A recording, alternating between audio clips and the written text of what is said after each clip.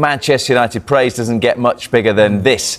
Sir Alex Ferguson believes Senne Lammens' start to life at Old Trafford has been nothing short of outstanding. So are the chances of "Are you Schmeichel" in disguise more than tongue-in-cheek already? Well, since Lammens made his first start at home to Sunderland, United haven't lost, unbeaten in 5 games, including playing a role in the famous win at Liverpool at the end of October. Well, the manager has, Sir Alex Ferguson has said this. The manager has had some good signs, particularly the goalkeeper has been outstanding. He's only played 3 or 4 games and he's looking really good. Of course, Mbeumo and Cunha, they've added to it. I hope the manager gets a bit of success because at United, you need to have success. I think back-to-back wins is something teams like United should always expect. Having gone through a cycle where the improvement has to come by waiting and being patient, they are enjoying it now. Well, Sky Sports have partnered with Finalysis, an app where passionate fans share their opinions on their club. If you want to represent your team, then scan the QR code on your screen or visit the Sky Sports app for more details. Let's speak to Manchester United fan Bradley Tooth. Good morning, Bradley. Is he the new Schmeichel? I think that's a bit of a stretch. I mean, he can catch a ball, which is that's a good start. Improvement on the last lad.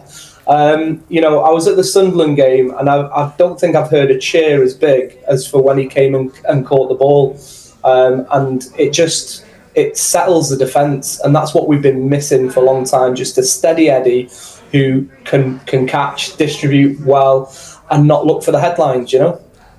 Bradley, I did that game, the Sunderland game, and he relieves pressure. You know, he comes quick and he's a big boy and he takes it at the highest point.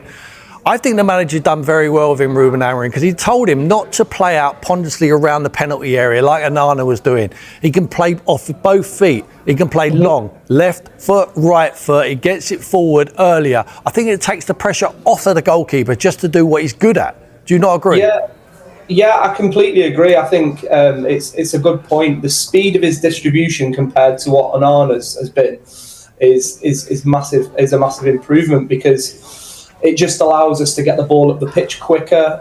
It's less ponderous at the back, holding on to the ball, and it immediately puts the opposition under pressure. You see in the games that we played with him in, it just, especially when Sesko's in, Sesko's getting the flick-ons, and it's been a good tactic. And his percentages are quite good for the amount of long balls he's hit as well, but. It is very early days. I'm sure, like Ruben says, there'll be another storm coming because we're not getting too carried away. But it's nice to see a signing work out, and he wasn't that much money.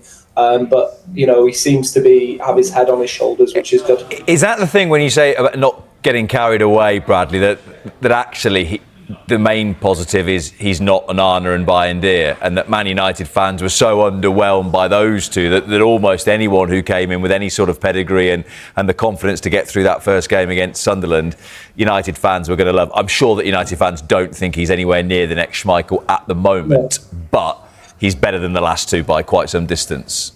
Yeah, by quite some distance, but to look at the other two, it's really hard to judge them with a Manchester United lens of old. We have to look at it through the current landscape, right? And Onana came in when we've not been really successful. He didn't have a great defence around him. Yeah. The management wasn't perfect. The expectations were high. The fee was bigger than what he can't control the fee. And then he makes a few mistakes early doors and he never really recovers. Yeah. In a good dressing room and a good environment, that stuff doesn't happen. There's no doubt that there's a good goalkeeper there. He proved it at Inter. But, the toxicity around him in the end, it was sad to see. And the club made the right decision in moving him on. And actually, it didn't look like we were going to get Lammens in the summer. I think we started the season with Bayindir and goal, and then we acted quite quickly, which is not something that we've done over the last few years. So it's positive signs from the club. Put those 3 signings then in order of how impressed you've been so far out of Cunha and Mbeumo and Lammens. What would be the 1, 2, 3 in order?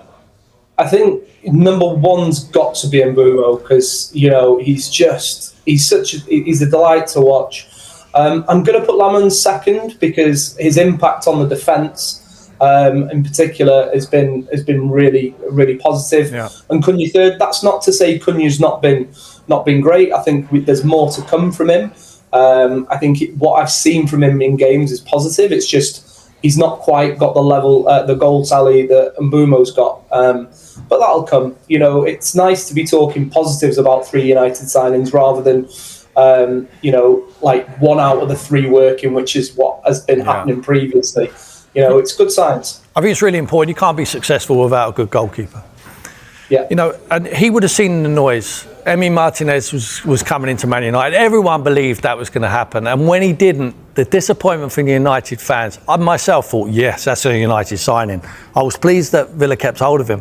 But Lammens then comes in and everyone's on a negative about him. And then he gets his opportunity. So everyone thinks, oh, here we go again. The other 2 haven't been good enough. This boy's under massive pressure. He's done tremendously well for a young kid. Has played at a lesser level to come to the Premier League, playing for the biggest club in the league, and perform like he's done. I think he's been outstanding, but it's a great question you ask, which order do you put him in? I agree with the order at the moment, but I think Cunha will be the superstar. He will be the Eric Cantona of Manchester United.